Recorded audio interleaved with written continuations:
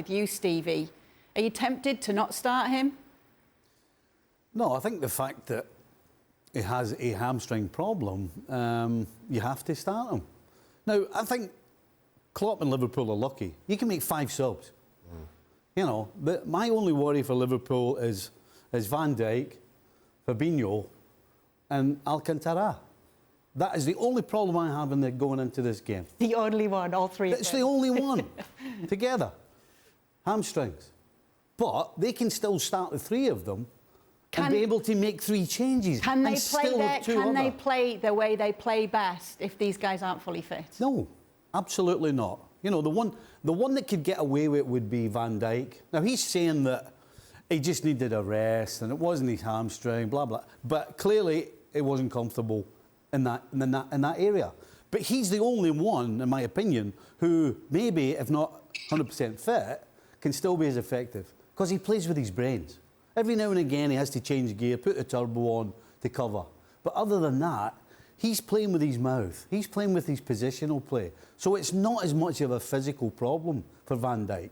So he's the least of my worries. But the other 2, I think, is a problem.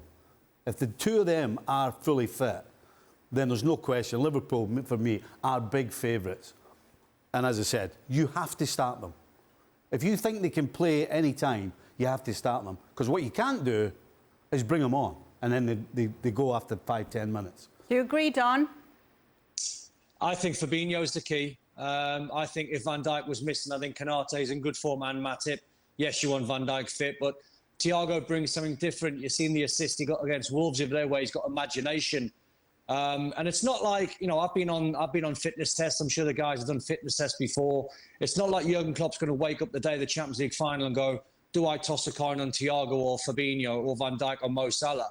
He's going to put them through their paces probably tomorrow, day after. He's going to make them train. He's going to make them do fitness tests.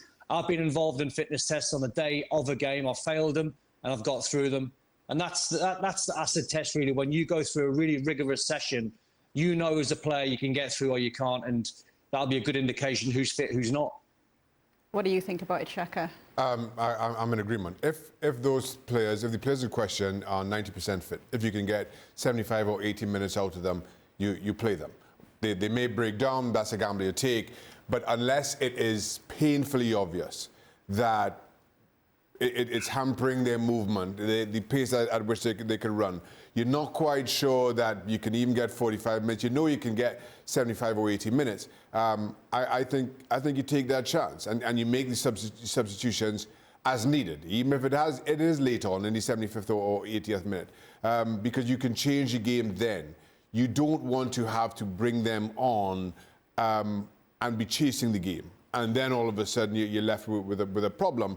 Having brought them on, all of a sudden they aren't fully up to speed. Well, thank you very much for watching ESPN on YouTube. For more sports highlights and analysis, be sure to download the ESPN app. And for live streaming, premium content, and let's not forget as well, ESPN FC 7 days a week. Subscribe to ESPN+.